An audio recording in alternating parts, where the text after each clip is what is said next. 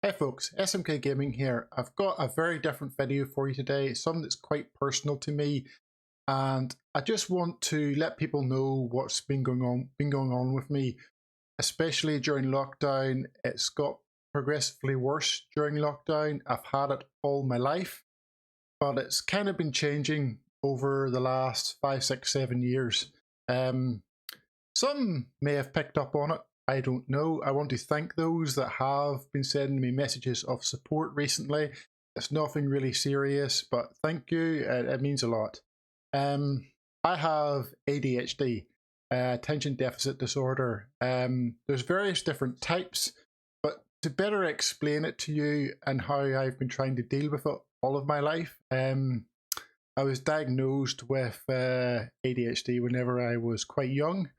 I was the kind of child you really don't want. I was very impulsive. I was a bad child, literally nightmare for my parents. I'm literally that kid that you see when you're out and about and you're thinking to yourself, thank goodness my child is not like that. I'm the kind of child where you would think, geez, that's the reason I don't want to have kids. I was a bad kid. I was so hyperactive. There's nothing they could do to basically quiet me down or anything like that. Part of the reason why I don't want to have children is because I don't want to have a child like I was. I couldn't cope with it. But yeah, as a kid, I was very hyperactive. However, moving into my adolescent life, as well as my adult life, it kind of changed a little bit. I still would be quite hyperactive. You would probably notice I talk quite quickly, but it's changed recently and I am now quite inattentive. I would be hesitant, procrastinate, and the worst of all is I would be quite forgetful fairly recently.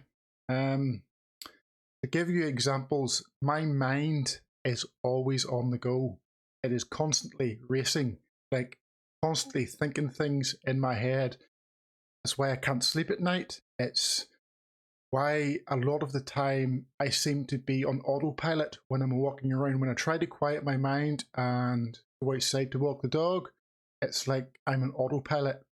I'm thinking things over. It's literally the dog leading me down the street. I just can't quiet my mind. If I go to the shower, I'm thinking things over, maybe with my YouTube channel, things in work, whatever, and I would literally get in the shower and forget to like wash myself, wash my hair, and I would get out again and be thinking, what? I haven't even had a shower, but I've been standing in there for 20 minutes. I would decide to go to the shop, go do the shopping. So I would decide, right, let's get ready. I would then start thinking other things over in my mind. So I would wander around the house, just wander, go upstairs, downstairs, into the kitchen while I'm thinking this over, really doing nothing. I'm all on autopilot. And then I would decide, right, let's go to the shop. Get in the car, get to the shop, realise, crap, I forgot the bags. So go into the shop and just buy more bags. Do my shopping, go around, pay everything in the basket, get to the till, get ready to pay, and I forgot the wallet. This has been happening so often now. It's things like that, and because my mind is always constantly seeking stimulation, I put myself into like my own wee worlds inside my head. I would be sitting on the sofa and Elaine would look over at me and she would literally see my eyes making rapid movements and she would see me starting to tense up and she'd be like, Mark, are you okay? I'd be like, oh yeah, I'm fine.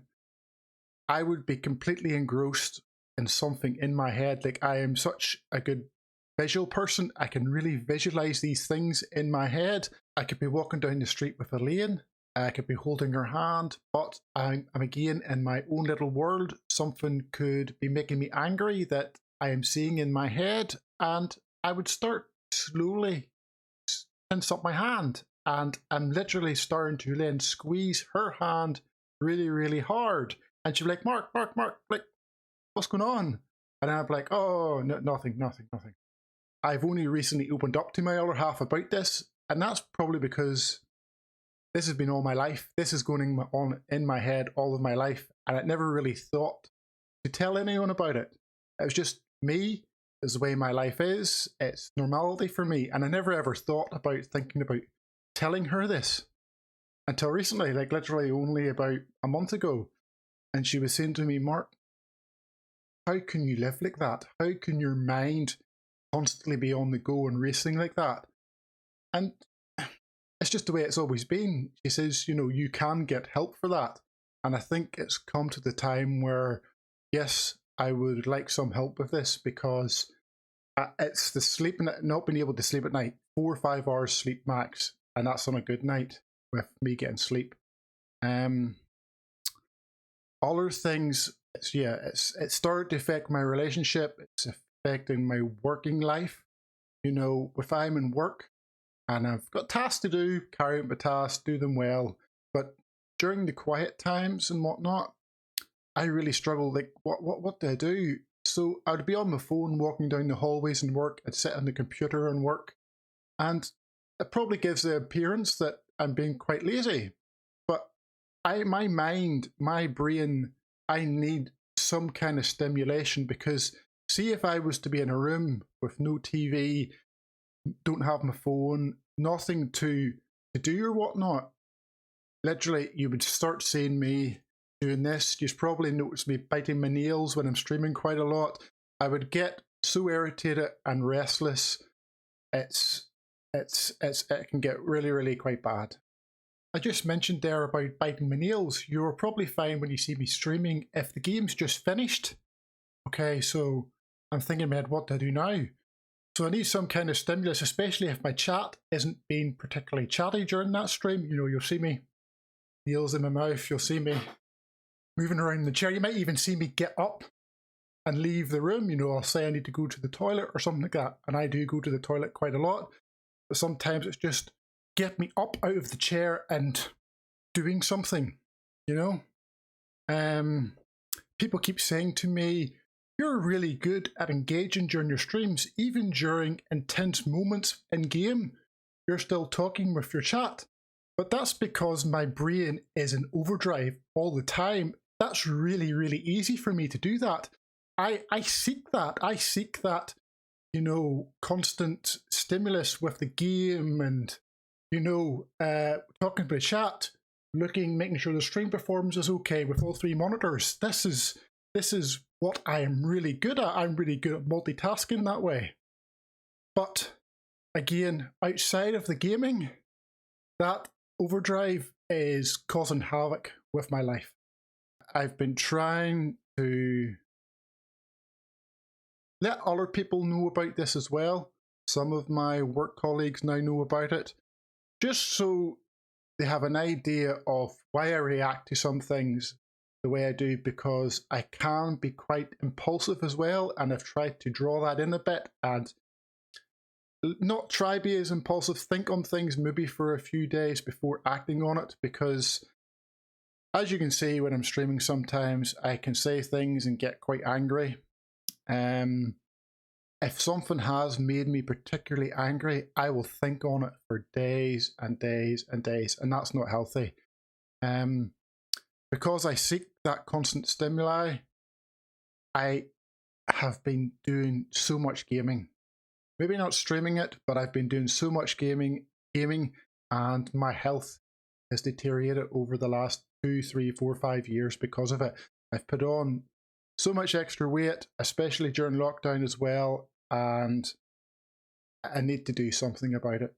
You can probably tell my brain training series on Battlefield is probably a prime example. Everything I showed you in those videos, that is what I'm thinking when I'm gaming. What is this player going to do? How can I react to it? I'm trying to think 3 steps ahead. And I can put that on screen and try and help people with that as well. But that's not just on Battlefield I'm doing that. That's like me in my everyday life. Constantly having your things racing through my mind. And I need a little bit of help with that now, because I've been having my own coping mechanisms, but it's now starting to affect my working life. It's starting to affect my relationship. I think probably affected past relationships, looking back at it now, and why those didn't work out. And yeah, I'm just going to try and get some help with it now. It's obviously nothing really, really serious. You know, I'm not depressed. I don't believe I'm depressed. I don't have anxiety, anything like that. But yeah, it's not been good, especially during lockdown. So if perhaps I'm going to be put on some kind of medication for it, if you see my moods change on stream, if I don't feel as cheery as whatnot, it might be effects of the drugs they may end up putting me on, because some of them can make you quite mellow and tired and whatnot. But I'm just making you aware that no need to worry about me. It's as a result of me trying to get help for my ADHD. So that's pretty much everything I wanted to go over. The only other thing I want to finish off with is, just because you yourself may have had something all your life like I have, it will have become normality for you like it was me. You probably don't think on it much, but you know, it doesn't have to be that way. You know, you don't have to struggle with that. You don't have to, whether it's like mental health issues, you don't have to live that way. There is help out there. It was only through talking to my other half that I realised, actually, this isn't the way I should be living my life. You know, I probably could make our relationship better, make myself better by going and getting help and talking to someone. And it was through her talking with me, through talking with a few other close friends, that they realised, like, seeing the reactions on their face, and they're like, what? This is the way you live your life every day? How have you not went crazy? And I'm thinking to myself, well, I don't feel like I'm going crazy. It's just me. That was my reaction to them. It's just me. It's just the way I am. And it's like, but you can't live like that. You could have things to help you with that. You could go to counselling. They can teach you methods. You could be put in some kind of medication. And through talking with them, that's the realization that I have now come to, that I need help for this. It's been really, really bad. I've been out driving in the car, and I've been in my own world in my car. I arrived at work a couple of months ago and thought, I don't even really remember driving here. Like, I've went through lights, I've went through towns, but I did the whole thing on autopilot.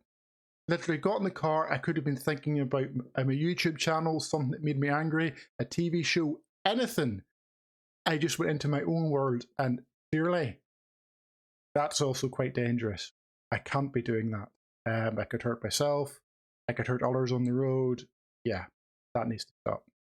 People have been talking to me, like I've been standing facing people, they're talking to me, and I literally lose focus of the conversation while they're speaking to me.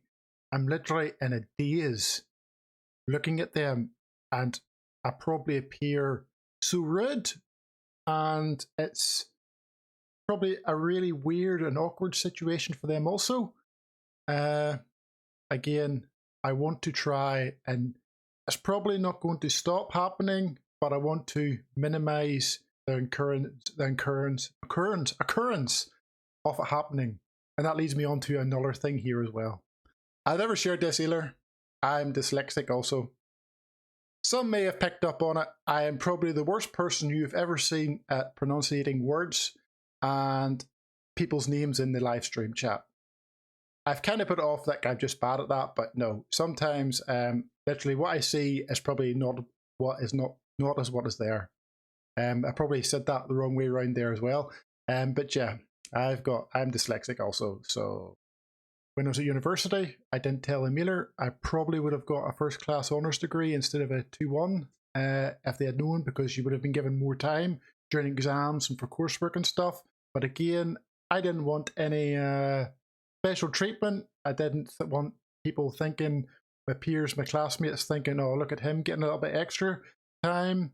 When in reality, you know, I had that learning difficulty. I probably should have and I was within my rights to do it, but well, that's in the past. Thank you for taking the time to watch this. If you watched it all, hopefully you know people that are watching that send me messages no longer have to worry. I'm trying to get help, and yeah, so pretty much after this video pops out, I will have another video on my new channel, SMK Clips. It is linked as one of my recommendations on my channel.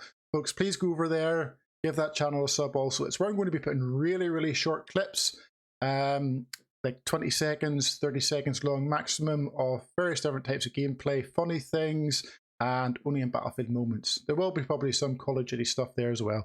So thank you very much, folks. Stay safe out there, and I'll catch you again in the next stream or video. Thank you for listening and watching.